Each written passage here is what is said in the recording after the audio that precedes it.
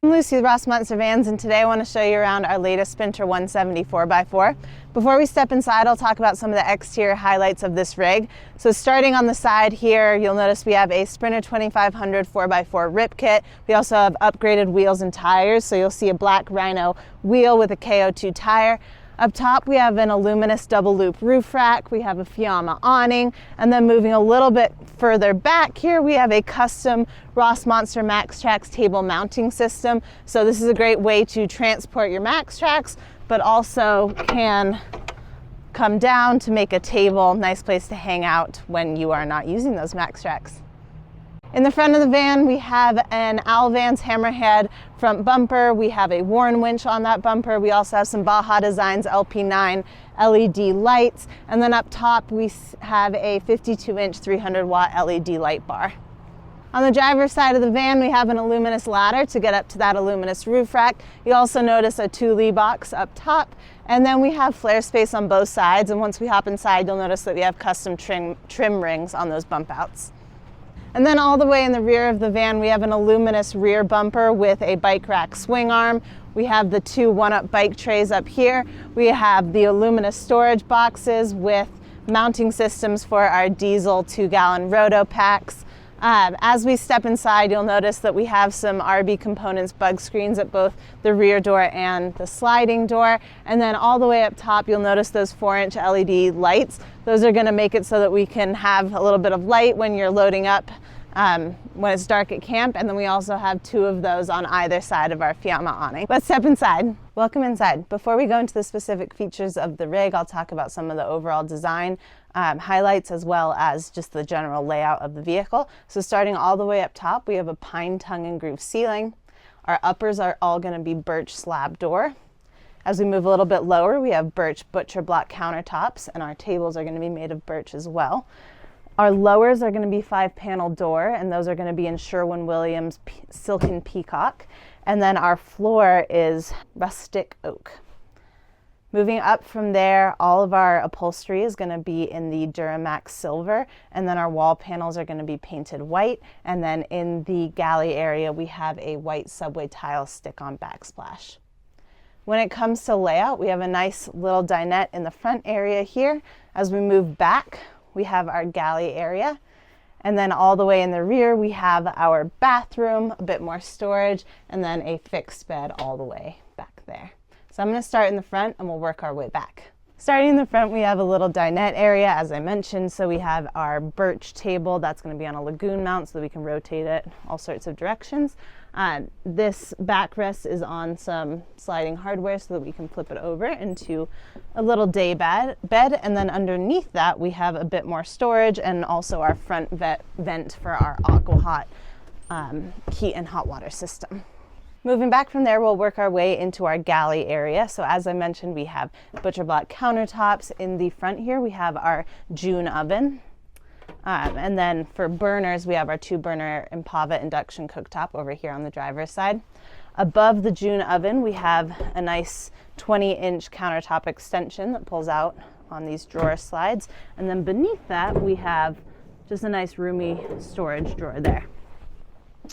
Moving further back into the galley, we have a 21 by 20 Rivati sink with a custom cutting board insert. Additionally, to the left of the sink, we have a nice circular cutout so that you can sweep things directly into the trash can. Underneath our sink, we have a 7-gallon gray water tank for that sink to drain to. And then a little bit further back, we have a full pantry slide out there for the kitchen. And then all the way in the back, we have a full drawer bank. So great to store all of your flatware, so on and so forth.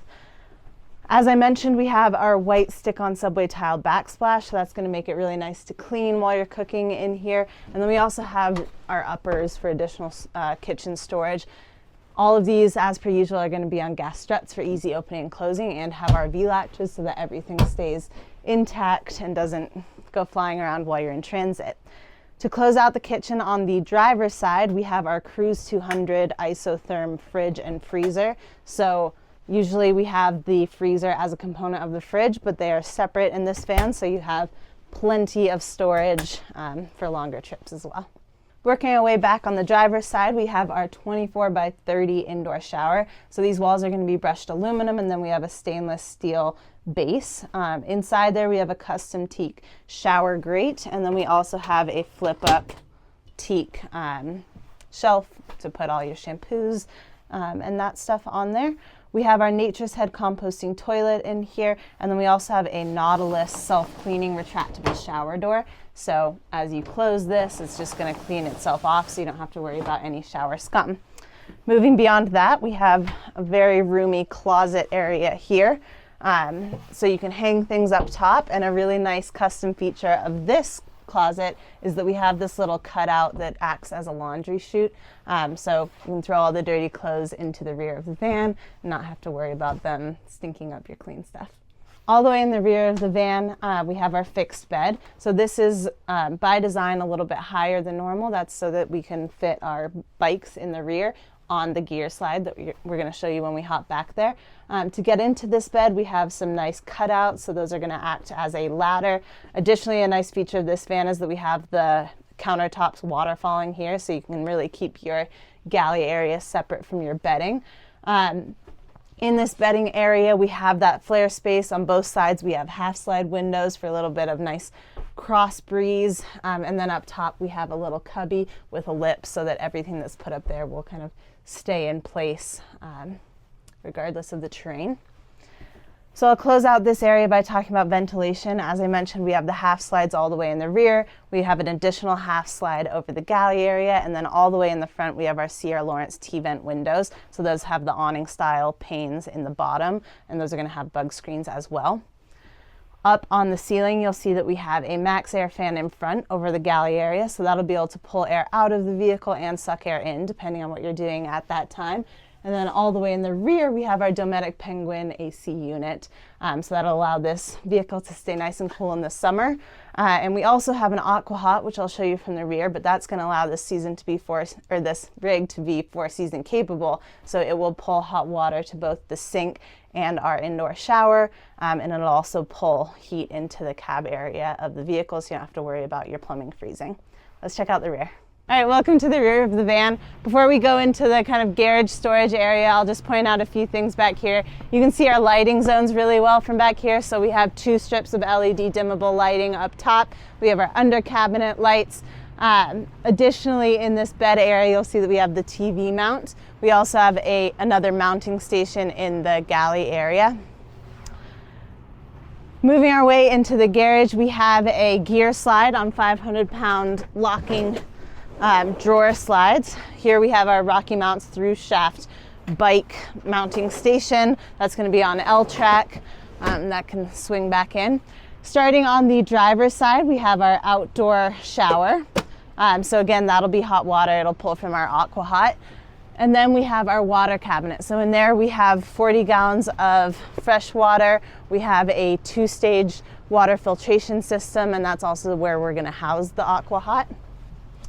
On the passenger side here, we have our power cabinet. So in there we have 800 amp hours of lithium battery bank. We have a 3,000 watt inverter. We also have 200 watts of solar coming in through there.